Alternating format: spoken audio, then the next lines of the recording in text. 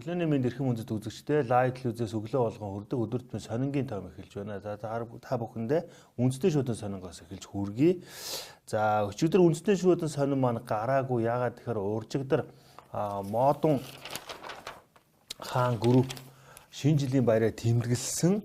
За өнөөдөр бас өнөөдөр сонин гараагүй. Яагаад гэвэл өчигдөр Монгол Ньюс компани шинэ жилийг тэмдэглэсэн гэсэн ийм мэдээлэл байна. За яагаад үүнийг онцолж байгаа вэ гэхлээр үндэсний шуудын сонингийн тэргүүн нүрт цагдаагийн ерөнхий газрын дарга Баатаржавд хандсан үндэсний шуудын сонингийн редакцийн ийм нэг одоо мэдэгдэл байна. Яагаад ийм мэдэгдэл гарсан бэ гэхээр Модон хаан групп болон үндэсний шуудын сонин 17-нд Шангрила Улаанбаатар хотелд шинэ жилийн баяраа тэмдэглэж байхад нь эрүүгийн цагдаагийн газрын зохион байгуулалтаа гэмт хэрэгтээ цэмцэх газрын албан хаагчид за одоо уг танхим зөвшөөрлгөө орж ирж баярт оролцогчдын зургийг удаа дараа нууцаар зөвшөөрлгөө дарсан учраас үүндээ тайлбар хийхийг сонингийн редакц шаардсан байна. За тэгээд та бүхэндээ тоомоо үргэлжлүүлэн хүргэе. За үндэсний шуудын сонингийн шилдэг гран пригаар орлогч эрхлэж отхон жаргал шалгарсан байна. За шилдэг сэтгүүлчээр шуурхай мэдээлэл 90 сурвалжлага албаны дарга мөнх тунгалаг тодорсон байна. За шилдэг албаар баяр сайхан дарагтаа улс төр мэдээллийн алба тодорчээ. За мөн тэгээд компьютер гэрэл зургийн албаны оператор инх тул залуу үеийг халамжлан хүмүүжүүлэх цол цэмдгээр шагнагдсан байна. За нийгэм соёл тань мэдхүйн албаны сэтгүүлч Мөнхцул хэвлэл мэдээллийн тэргүүний ажилтан цол цэмдгээр шагнагдсан байна. За улс төрийн мэдээллийн албаны сэтгүүлч Цэнд Аюуш ган үзэгтэн шагналаа шалгагдсан байна. Тэгээд нийт одоо сэтгүүлчдтэй шилдгээр шагналсанд нь баяр хүргье. За Монгол Ардын намын баг хурал хайнаа хагалах уу гэсэн нийтлэг сэтгүүлч баяр сайхан бэлтгэсэн байна. За өнөөдөр Монгол Ардын намын баг хурал 11 цагаас тусгаар тогтнолын ордонд эхэлнэ. За хэд хэдэн асуудал яригдж байгаа талаар өнөөдрийн өдөр тутмын сонингууд дээр гарсан. За баг хурлаар улс төрийн болон сонгуульт ажилд томилогдсон баг хурлын гишүүдийг нөхөн томилох, удирдах зөвлөлийн бүрэлдэхүүнд өөрчлөлт оруулах болон улсын хурал дээр үүсэж байгаа цаг үеийн асуудлуудыг хилцгээр товлсон гэсэн ийм мэдээлэл байна. Мөн Монгол Ардын намын хяналтын хорооноос улсын хурлын гишүүн Хаян Хэрваа, Мөнхбат, Оюун хорол, Номтой баяр, за инх болд, за 6 хүний нэр яригдж байгаа нарыг хөөх асуудлыг хилцэн хэдийгээр хяналтын хороо хөөнө гэсэн шийдвэр гаргасан байсан боловч хууль зүйн дотоод хэргийн сайн нямд орж болиулсан гэдэг гэсэн ийм мэдээллийг үндэсний шуудын сонин өгсөн байна. За хамгийн гол нь Монгол Ардын намын баг хурлаар улсын хурлын даргаыг албан тушаалахаас буухыг шаардах жижиг дунд үйлдвэрлэлийг хөгжүүлэх сангаас зээл авсан засгийн газар улсын хурлын гишүүдэд хариуцлага тооцох асуудал хүчтэй яригдана гэсэн ийм одоо хүлээлттэй байна. За уурын цуухын буюу Улаанбаатарын эмгэнэл хаана хүрч дуусах вэ? Цэрэнбат сайдаа гэсэн утаатай холбоотой нийтлэлийг сэтгүүлч Мөнх тунгалаг бичсэн байгаа. За Номтой баяр намаас хөвөл хөөн виз гэдэг өчигдөр ерөнхий сайдын хамаарал бүхий этгээд буюу төрсөн дүүн жижиг дунд үйлдвэрлэлийг хөгжүүлэх сангаас зээл авсан гэсэн ийм мэдээллийг улсын хурлын гишүүн Номтой баяр гаргасан. За мөн Монгол улсын ерөнхий сайд хөрөлсөх өчигдөр хөшгийн хөндийн олон улсын нисэх онгоцны буудлын одоо барилгын явц ямархуу байгаатай газар дээр нь танилцсан байгаа. За ирэх оны 7 дугаар сар буюу наадмаас өмнө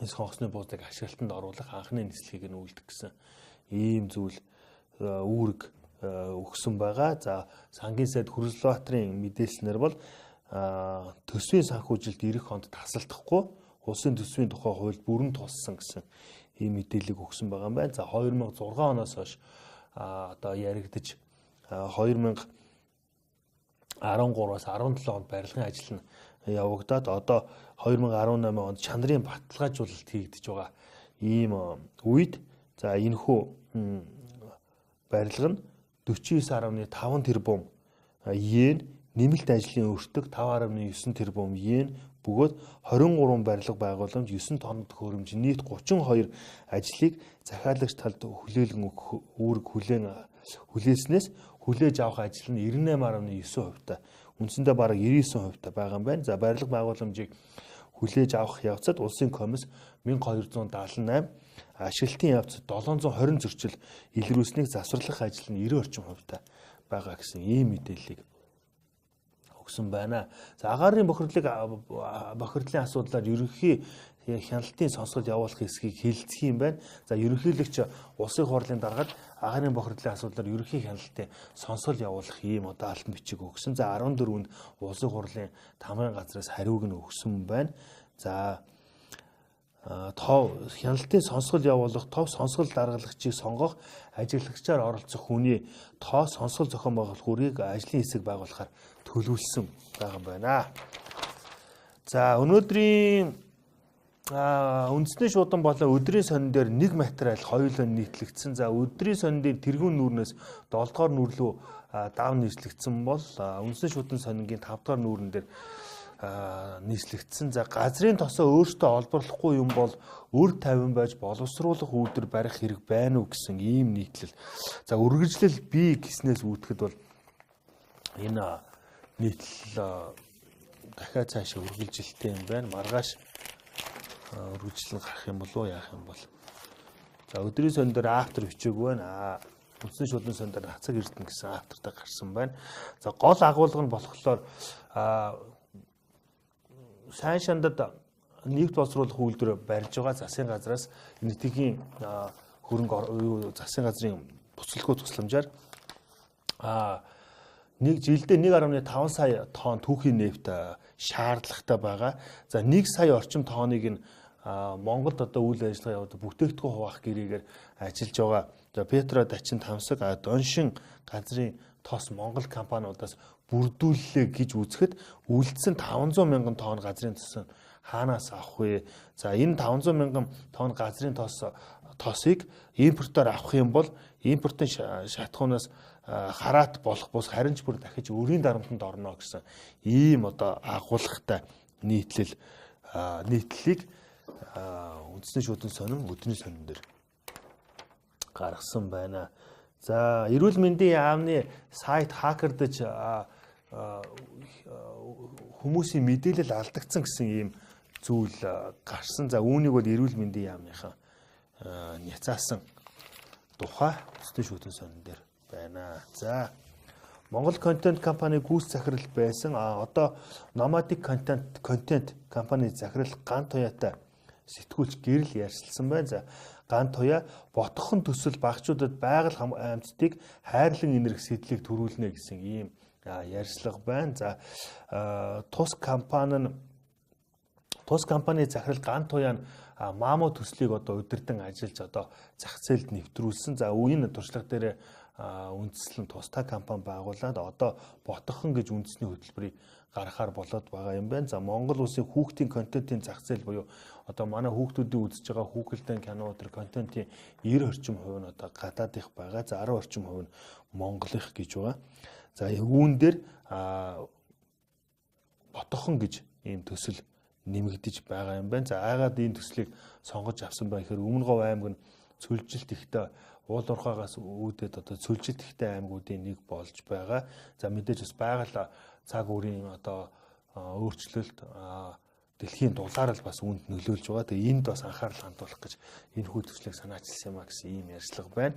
За үндэсний шуудан сонингийн тэргүүн нүрт сэтгүүлч Даваа Самбуугийн бэлтгэсэн хятадыг төшиж буй ерөнхийлөгч гэсэн ийм одоо материал байна. За энэ нь болохоор Тажикстан улсын ерөнхийлөгч Имамали Рахмондын тухай ийм нийтлэл байна. За 1992 оноос хойш энэ Тажикстан улсыг одоо удирдах байгаа. За саяхан үндсэн хуульд өөрчлөлт оруулаад бүх насаараа ерөнхийлөгч байх ийм эрхтэй болсон. За энэ хүү ерөнхийлөгч нь одоо ийм хачирхалтай тийм шийдвэр гаргадгаараа бол бас нэлээд тийм тодорхой хүрээнд танигдаад байгаа юм байна. Жишээлбэл одоо Тажик улсын сурагчид гар утас хэрэгэлдэггүй юм байна. За Мартин 8 бас огт тэмдэглэдэггүй, зөвхөн ээжүүдийн баяр гэж тэмдэглэдэг. За ээж болоогүй эмэгтэйчүүдийн хувьд баян баярыг тэмдэглэх ирэхгүй. Тажикийн парламентын гишүүд алхны үеэр заавал зангаа зүүх ёстой. За сурагчид өвдгнөөсөө дээш банзал өмсч огт болохгүй. За хувийн машинаар сургуульд ирэх хориотой гихчлэн ийм одоо сонирхолтой тийм шийдвэрийг гаргадаг ийм хүн юм байна. За засгийн газрын гишүүд нь бүгд найрамдах Тажикстан улсын ерөнхийлөгчд одоо тангараг өргөнө гэсэн ийм одоо зүйлийг үндсэн хуулинд оруулсан. За мөн үндсэн хуулийн хамгийн ихэнд нь бүгд найрамдах Тажикстан улс нь ерөнхийлөгчийн засаглалтай гэсэн ийм одоо зүйлүүдийг бол оруулсан тухай нэг хүний одоо удирдагч тэгээд хятадыг төших бодлого баригдаж байгаа тухай төрийн тэргуунд хүрэх замнал нь хэрхэн тавигдсан тухай тэр түүний тухай нийтлэгдсэн байна. За сэтгүүлч мөнх цулын аваргуудын лигийн хэсгийн шатны сүүлтийн тоглолтуудын тоймыг хүргэсэн байна. Үнгээ үндсэндээ шүгийн 16-гийн эрц бүрдсэн гэсэн ийм одоо нийтлэг хүргэсэн байна. За өчигдөр Монгол улсын ерөнхийлөгч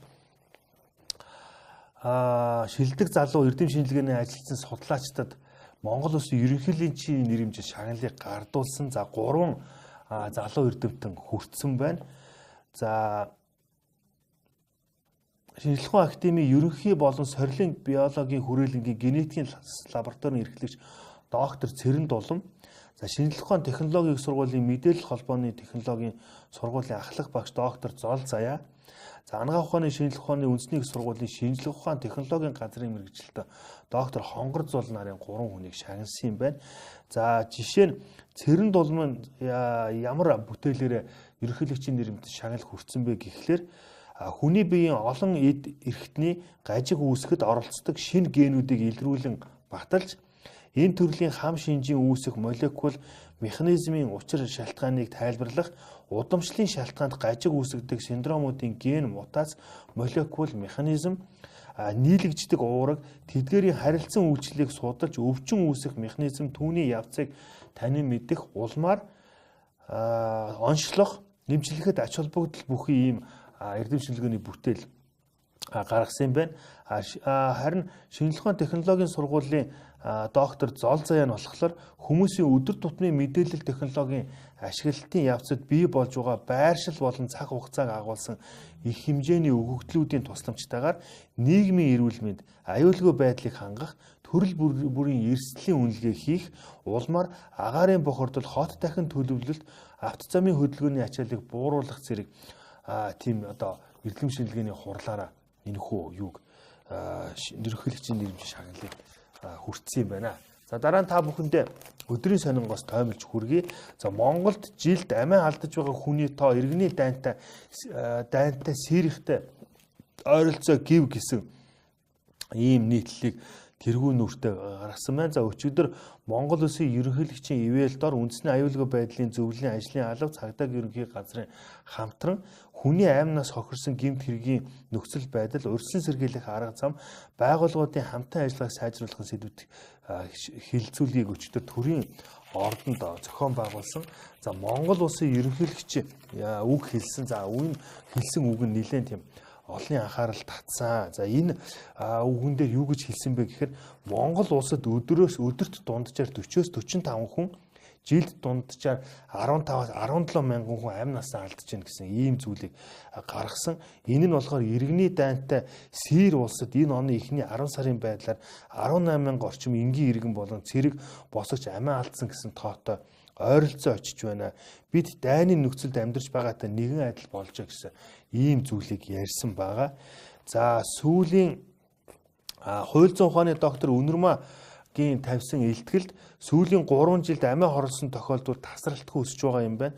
Тухайлбал 2016 онд 278, 2017 онд 363 хүн амиа хорлож байсан бол 2018 оны 10 дугаар сарын байдлаар энэ тоо 420-д хүрчгээд байгаа юм байна.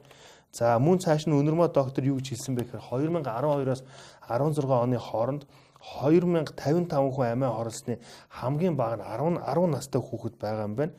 За яагаад 10 настай хүүхэдүүд байгаа юм бэ гэхээр ийм насны хүүхдүүд хаана хинт хандхаа мэдэхгүй байдаг. Ийм учраас ер нь бол сургуулиуд дээр сэтгэл судлаач ажилуулъя. Энэ нийгмийн ажилтан гэдэг бол сэтгэл зүйч биш учраас сэтгэл зүйч нар одоо энэ одоо хүүхдүүдтэй ярилцах, хүүхдүүдийн одоо тулгамдж байгаа асуудлыг шийдвэрлэхэд ийм одоо чухал үүрэгтэй байна гэсэн ийм дүгнэлт хийсэн юм байна. За улсын ерөнхий прокурорын газраас явуулсан судалгаанд амиа оруулсан хүмүүсийн зан төлөвийг судлахад 70 орчим хувь нээлттэй бус асуудлаа бусдад ярьдгүй 29.3 буюу бараг 30% нь цочмог ууртай гэсэн ийм дүгнэлт гаргаад байгаа юм байна. За мөн бусдыг амиа хорлоход хүргэх гэмт хэрэгт ял шийтгүүлсэн 17 тохиолдол бүртгэгдсэн. Харин бусдын нөлөөгөө амиа хорлсон хүмүүсийн 80 орчим хувь нь эрэгтэйчүүд байгаа юм байна. За 20 орчим хувийг эмэгтэйчүүд эзэлдэг юм байна. За манай улсад нэг хүнд ноогдох согтруулах хундаа 9.3 литр байгаа. За амиа хорлох гэмт хэрэгт гэх юм уу түлхэж байгаа нэг том шалтгаан архиталт гэсэн ийм одоо зүйлд энэ хилцүүлэгт орсон хүмүүс санал нэгдсэн бай. За амиа хорлсон тохиолдлуудын 30% нь өмнө нь амиа хорлох оролдлого хийж байсан гэсэн ийм мэдээлэл байгаа юм байна. За цагдаагийн ерөнхийлөгчийн албаны дарга цагдаагийн хурандаа зоригтын мэдээснээр манай улсад цагдаагийн байгууллагад бүртгэгдсэн тоо баримтаас харахад жилдээ 250-аас 300 хүн бусдын гарт амь насаа алддаг. 300-аас 400 хүн зам дээврийн ослоор нас бардаг. За 2000 гаруй хүн золгүй байдлаар одоо жишээл өвөр уус одоо галт төмрийн аюул гих мэтлэн 2000 хүн золгүй байдлаар амиа алддаг юм байна. Мөн 600-аас 700 хүн амиа хорлож байна гэсэн ийм статистик байдаг юм байна. За энэ асуудлыг өчигдөр Монгол Улсын ерөнхийлөгч ивэл дор байсан. Хүний амнаас хохирсон гэмт хэргийн байдал, урьдчилан сэргийлэх арга зам, байгууллагуудын хамтаа ажиллагааг сайжруулах гэсэн энэ сэдвт хилцүүлэг дээр хөндсөн байна. За хотын дарга асан Батүл сэтгүүлч мөнх цэцэгтэй ярьцлага хийсэн байна.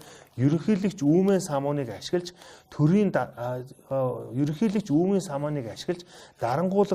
дарангуулал тогтоох гэвэл төрийн эргэлт болно гэсэн ийм гарчигтай ярьцлага байна. За их баригчдын дотоод зөрчлөөс болж төрийн байгууллагын үйл ажиллагаа гасаанд орчихлоо. Үүнээс гарах гарц ямар гарц байна вэ гэсэн сэтгүүлчийн асуултанд Сүхбаатарын талбай дээр 50 жагсаал цуглаан хийх хэрэгтэй. Олон түмний сүрд жагсаал хийж сүрийг үзүүлж чадвал нийгэм бүхэлдээ сэрнэ. Сэрсэн нийгмээс их баригчид маш их айдаг юм а гэж ингэж ярьсан байна. Хэсэг залуучууд сая Францын шар хантаацсан шиг бензиний үн нэмлээгээд орилдод байсан. Тэгээд хөрөл сүхийн нүрийг хармагцаад жад сэлэмчин болъё гэд шившгээ хутгаж байна. Одооны залуучууд ийм хөгийн болсныг мэдээд эрх баригчид аархаж байна шүү дээ гэж ингэж ярьсан байна.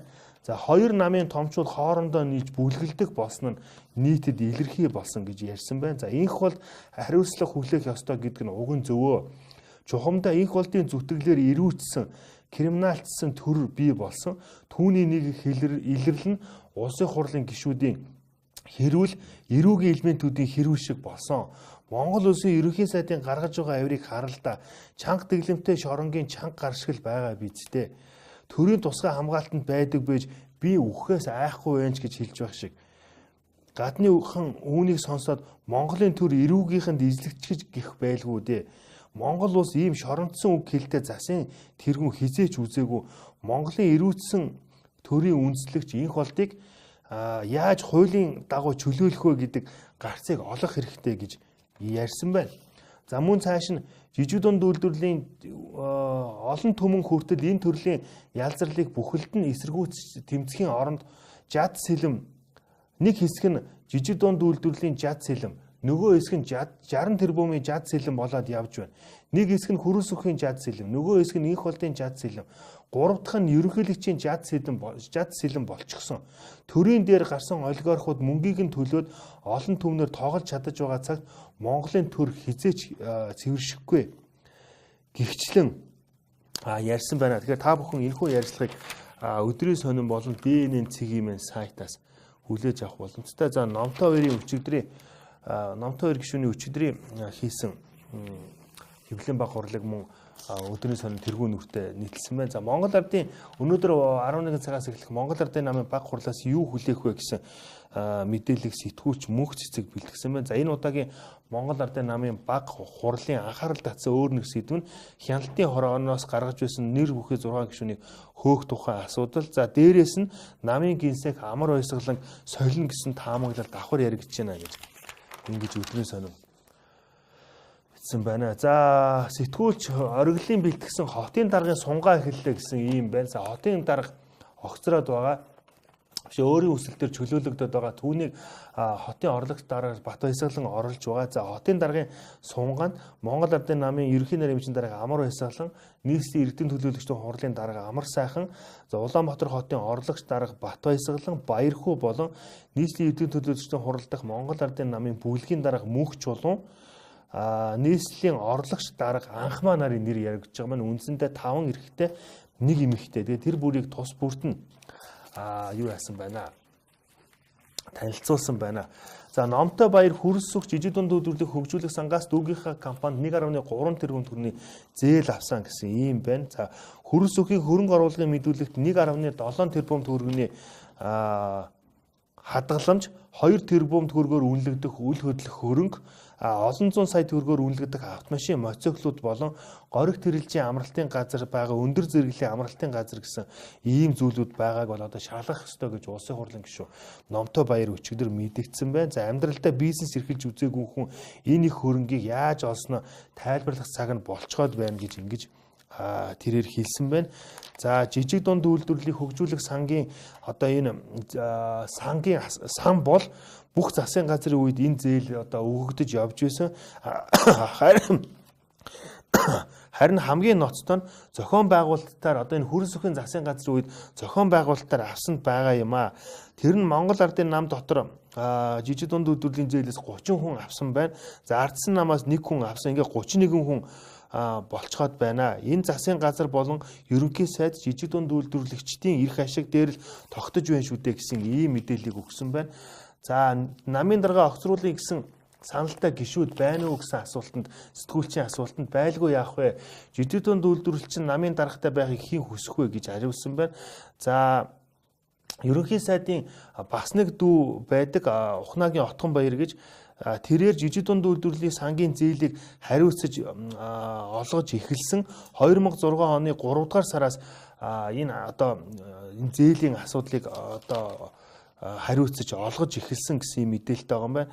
Анх үйлдвэр худалдааны яам бий болоход Ухнаагийн Отгон Баяр 2006 оны 3 дугаар сараас энэ зээлийн асуудлыг хариуцж байсан. 2008 онд хүнс хөдөө аж ахуйн яам руу шилжихэд мөн энэ зээлийн сан шилжихэд мөн дагаж явсан юм байна. За дараа нь мөн ням усрын дараа жижиг дунд үйлдвэрлэлийн газрын даргаар мөн ажиллаж байсан юм байна. За 2012 онд Монгол Ардын нам ялагдахад ч гэсэн Санж Матов сайдын үед хөдөлмөрийн сайд Санж Матов сайдын үед бас энэ Отгон Баяр 2012 оноос 2014 оны хооронд хөдөлмөрийн яамд бас жижиг дунд үйлдвэрлэлийн асуудал хариуцж байсан юм байна. Одоо Отгон Баяр нь барилга хот байгуулалтын яамд газрын дарга хийдэг. Үндсэндээ 3 засгийн газар 3 яам данжин тасралтгүй 8 жил жижиг дунд үйлдвэрлэлийн зээлийг гардан хариуцаж зохион байгуулж бүх бичиг баримт цаастаа ажиллаж байсан энэ баримтаар нотлогдож байна гэж өчигдөр улсын хурлын гишүүн Номтой Баяр ярьжээ. За улсын хурлын гишүүн Баасан Хүүтээс өдрийн сонины сэтгүүлч ариун цэцэг ярьцлага хийсэн байна. Бие биенийхээ хулгайг илчилж байгаа сайн хэрэг боловч Монгол улс тамирдах нь гэсэн ийм одоо ярьцлага байна. За Монгол улс төртөө байх уу юу гэдэг дээр би санаа зовж байна. Учир нь Монгол улс 26 тэрбум төгрөгийн 26 тэрбум ам долларын өртөө байна. Хэрвээ Парисын клубээр хилэлцэх юм бол Монгол улс хэд хэдэн газар нутгаа өрөндөө алдах ийм одоо байна гэсэн зүйл ярьсан байна. За жижиг дунд үйлдвэрлэлийн хөгжүүлэх сангийн зээлийн асуудал дээр улсын хурлын гишүүний эхнэр гэр бүлийн хүн жижиг дунд үйлдвэрлэлийн хөгжүүлэх сангаас зээл авч болохгүй гэсэн хориг бол байхгүй. Мэдээж гишүүн хүн өөрөө жижиг дунд хөгжүүлэх сангаас зээл авч болохгүй. За үүнтэй холбогдуулаад 32 хүнийг шалгаж байгаа юм байлээ. Урьдчилсан үзлэгээр 26 с жижиг бүхий 9 хүнд нь хавцад хэрэг нээх бүрэн боломжтой. Үүнээс 3-аас 4 гишүүнийг нь эргүүлэн татах асуудал яригдж байгаа гэсэн ийм одоо мэдээллийг өгсөн байна. За улсын хурлын гишүүн ил болдод би маш их санаа зовж байгаа. Парламентын түүхийг ярих хэмжээний мундаг улс төрч маань өнөөдөр улс төрийн шахаанд орсноосоо болоод тэнэг үйлдэл хийгээ яваад байна гэж ярьсан байна. За таныг Монгол Ардын хувьсгалт намаас хөөснө үү гэдэг асуудлын хувьд за энэ намын дарга инк хоёр надаас уучлалт гуйх ёстой. Намайг шоронд хийх гэж нилээд оролцсон.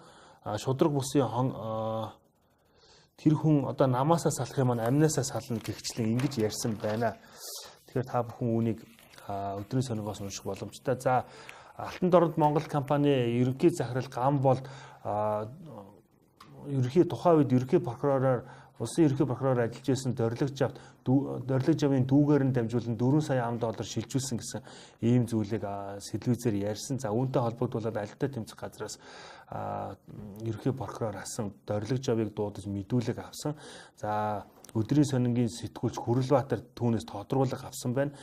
Дорилог Жав ямар ч энэ бол одоо ямар ч орон үндэсгүй зүйлээ. Би бол одоо үүн талаар хэвлэл мэдээлэлээр ярмаар байгаа боловч аль-та тэмцэх газар надад олон нийтэд юм ярихыг хүсвээгүй.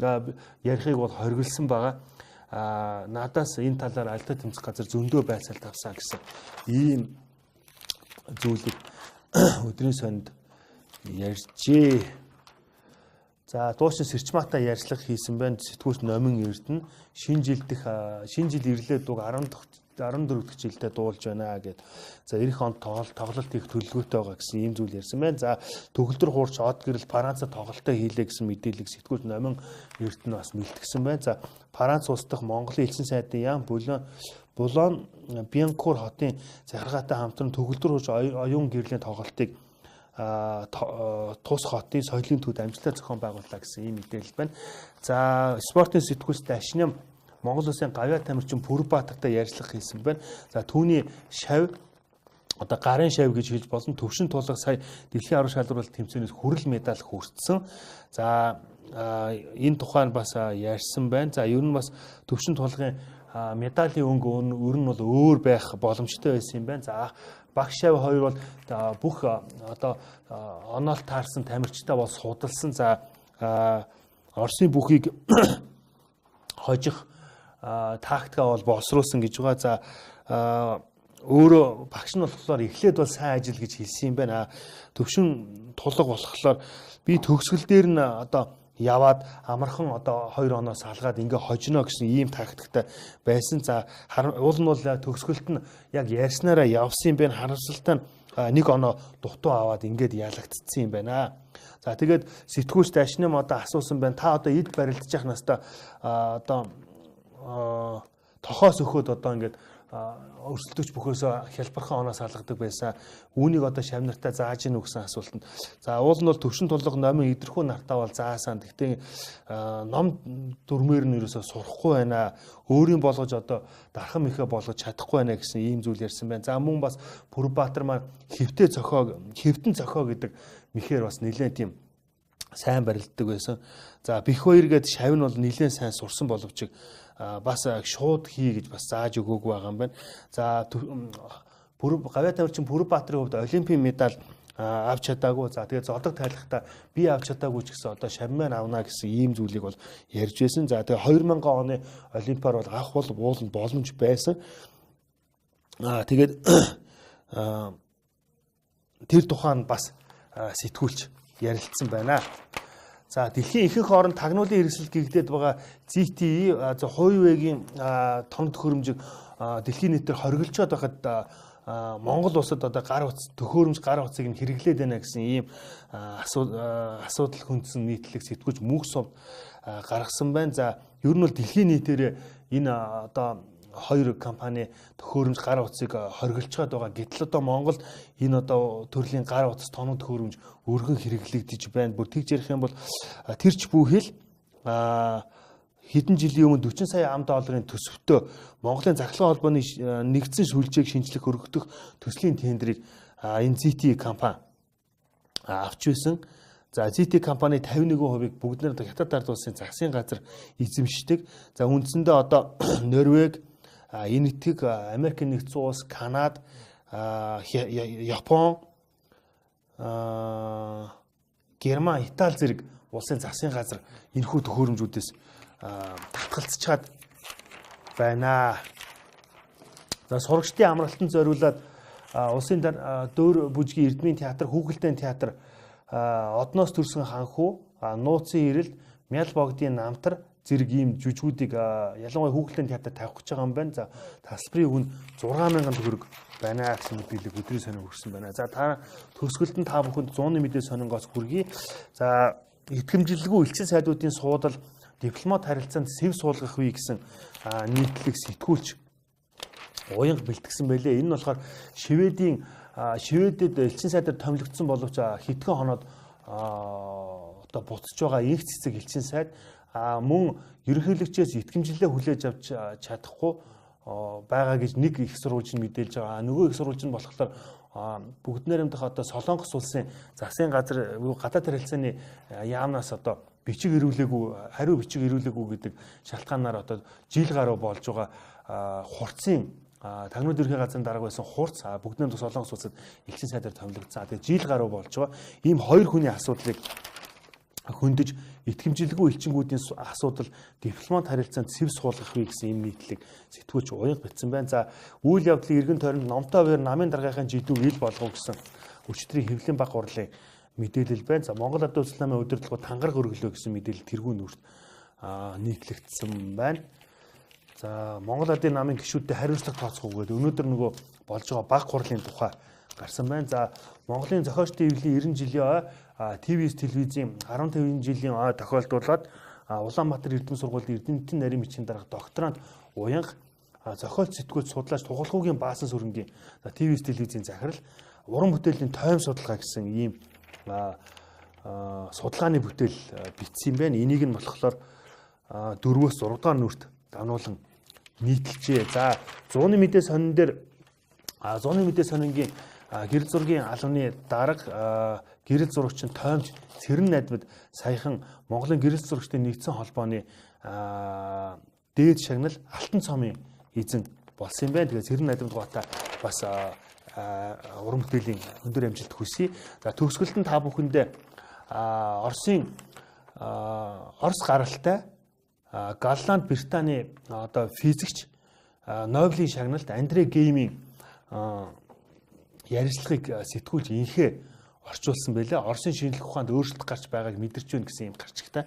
За энэ нэлээд тийм сонирхолтой ярилцлага байлээ. Энэхүү ярилцлагаар өнөөдрийн өдөртний сонингийн тоймоо өндөрлөе. Тэрээр 2010 онд Оросын шинжлэх ухааны дэг сургуулийн өөр нэг хүмүүжигч болох Константин Новоселовийн Орос улбаны бас Их Британий юм харьяа эрдэмтдийн хамт дэлхийн хамгийн бат бөх материал графенийг гаргаж авсан туршилтаараа физикийн салбарт Нобелийн шагнал хүртсэн юм байна. За үндсэндээ 7 жилийн хүч хөдөлмөрөөр Нобелийн шагнал хүртсэн. За энэ нь болохоор зэрэг ерөнхийдөө их богино хугацаанд энэхүү нэр хүндтэй дэлхийн одоо номер 1 гэж хэлж болохын шагналыг хүртсэн эрдэмтний тоонд ордог юм байна. Үндсэндээ Нобелийн шагналыг эрдэмтэд 20-30 жилийн одоо ууггүй хөдөлмөрөөр хүртдэг. Тэгээд түүнээс сэтгүүлч одоо шагнал хүрснээс хойших 8 жил таны амьдралд юу ямар өөрчлөлт гарсан бэ гэсэн ийм одоо сонирхолтой асуулт асуусан байна. За Нобелийн шагналт эрдэмтэд хүртснийхаа дараа үнэн хэрэгтээ галзуур солирсон олон хүнийг би ажигласан гэж одоо Андре Гейм ярьцлага хүрсэн байна. Тэн хагас Нобелийн шагнал бол тохиолдлынх байгаагүй гэдгийг нотлохын тулд эрүүл мэндийн хөсөр хаян одоо ажилтдаг юм байна. За нөгөө хэсэг нь болохоор за би бол одоо сод ухаантай болчихлоо хүмүүс намайг хүлээн зөвшөөрсөн гэж үзээд юу ч хийхэ болчихдаг юм байна. За Андре Геймийн хувьд болохоор 7 хоног бүр ойролцоогоор 10 удаа лекц унших сэтгүүлчдтэй ярилцахаас татгалзах болсныг эс тооцвол амьдралд маань одоо юм ч өөрчлөгдөөгүй гэсэн ийм зүйлийг ярьсан байна. За эхний 2 жил надад янз бүрийн цол олгоно гээд олон газраас хандсан юм байна. За бүгднгээс нь татгалцсан юм байна. Яагаад тэгэхээр надад Брежневийг санагдуулж байна. Энэ бүхэн нь бүх медалийг ингэртээ зүүхэд миний цээж багтана гэж одоо хошигнж ингэж хариулж ирсэн юм байна. За би бол одоо бол графен цагийнхаа одоо цаг завынхаа 20-30%-ийг зарцуулдаг. Энэ бүх цагийн хуваар шинэ барилга байшин бүгдийг нь одоо би одоо графений юу байгуулсан үндэсний хүрээлэн байгуулж өгсөн юм байна. Тэгээ энэ одоо байшин барилгыг би одоо ашигладаг 20-30% нь ашигладаг. За одоо миний судалгаа тис өөр чиглэл рүү явж байгаа. Нэг жижигхэн чиглэл тэрнийг одоо дурдах хэрэггүй. За хоёр дахь чиглэл нь би усыг атомын түвшинд 2 хэмжээст усыг судалж байна гэж хэлж болно. Нэг молекулын зузааны хэмжээнд хүртэл усыг шахахад усны шин чанар ямар байх тухай одоо өгүүлж байна гэсэн үгэ гэж ярьсан байгаа. За холбооны Кремийн хувьд болохоор зэрэг энэ одоо Кремийн улс бол Оросынх ч биш, Украиных ч биш, энэ одоо бие даасан улс болно энэ гихчлэн ярьсан байгаа. За бүгдээр туваа улсыг бас Оросын тал тусгаар улс болгоно гэж ингэж авч үлдэж байгаад сүүлд нь өөртөө нэгтгэхэд авчихсан байсан ийм зүйл байдаг. За ингээд өнөөдрийн өдөр тутмын сонингийн тоом өндөрлөлөө. Ингээд та бүхэн Light Leads-тэй хамт байгаарай. Маргааш өглөө эргээд 9 цаг 30 минут дуулзъя. Баяртай.